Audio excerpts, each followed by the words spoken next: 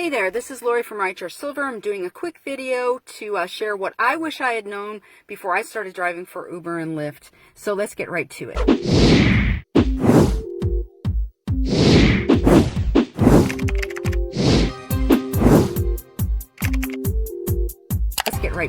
I've been driving for almost 2 years, and this is what you need to know.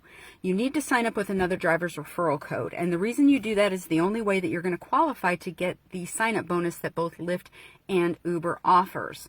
Now, the code is embedded below in the description that will guarantee that if you sign up through there, you will get the sign-up bonus if you complete the rides that they require.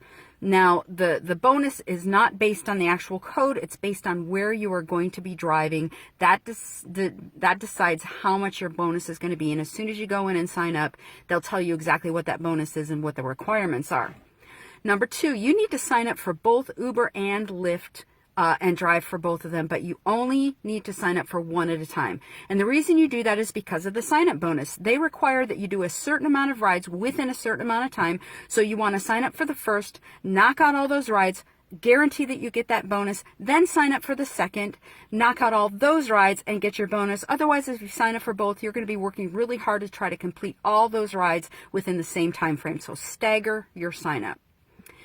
Number 3, you need to get rideshare insurance. Your regular insurance that you have now is not going to cover you in case of an accident if they find out you've been driving for Uber and Lyft, and they'll drop you and may even blacklist you. So don't do it. Go in. It's not that expensive. Mine only was about $6 more. Check in your state for whichever company will cover you for driving as a rideshare driver.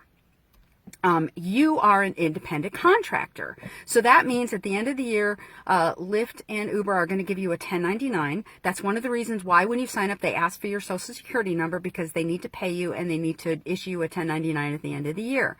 Now, the great thing about that is you are able to deduct all your expenses, gas, car washes, insurance, mileage is a really big one. You need to track your miles. There's all sorts of things that you can download that'll track your miles. I use Stride. It works really, really well. Track your miles. You get, I believe it's 52 cents a mile written off.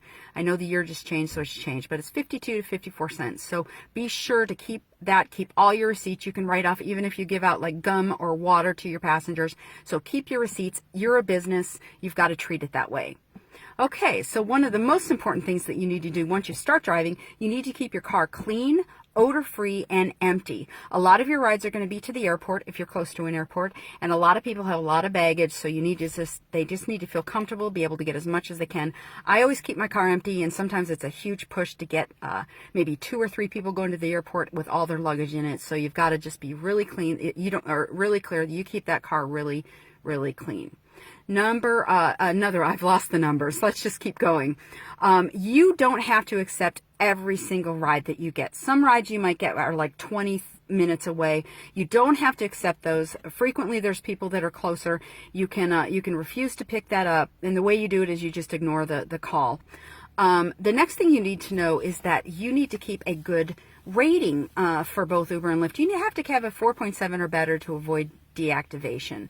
So you just need to do everything you can to make your passengers feel comfortable. So that's keeping the car clean. That's kind of monitoring what if they feel like they want to be chatty, great chat. But some people get in the car and they put their head down and look at their phone. It's obvious they don't want to be talked to. So you just need to read read them and just figure out how they want to be engaged with, and they'll appreciate that. So make them comfortable, but you don't have to take any abuse. If anybody is abusive, you can discontinue the ride, because this is your car. You are the boss. You're an independent contractor, and you have the say here. So if anybody is really rude or abusive, you can end the ride. One of the things you need to know is that both Uber and Lyft demand that you take animals in your car. They say service animals, but, a lot of times I've taken people who are taking their pet to the vet. You can't say no for any reason, allergies, religious reason. You have to take those service animals. One thing that you need to know right off the bat that can get you deactivated in a minute is you cannot take an unaccompanied minor in your car. That's one of the things that it is against the policy of Uber, and it's really smart because you don't want to have an underage child in your car and have the liability for that. So don't do it. And if you have to refuse a ride, you have to refuse a ride, and you just tell Lyft why, or Uber why you refuse the ride, and it's part of their policy. The customer might get angry, but you can't worry about that. You have to protect yourself. On top of that, you have to have children who are under a certain weight and height have to be in a car seat. If somebody walks up to your car with a kid and they don't have a car seat and it's obvious they need a car seat, you cannot take them. You have to say, go get a car seat or I can't take you. Once again, they might get mad, and that's just the way it is. You just have to protect yourself. Another thing, if you are near an airport and going to be driving passengers to the airport, learn the drop-off and pickup locations. My first time for the drop-off or the pickup was a nightmare. I went to the wrong place, and they will jump on you like that, and you don't want to get in trouble. So learn the procedures at your local airports. So if this was helpful, please subscribe to my channel. Also, use my links below to get those sign-up bonuses. Really important. And also, if you've never had a ride on Lyft, there's also a link for you to get some free ride credits down there, and you can get some rides off with both Lyft and Uber. I'll have both of them down there. So hopefully see you on the road.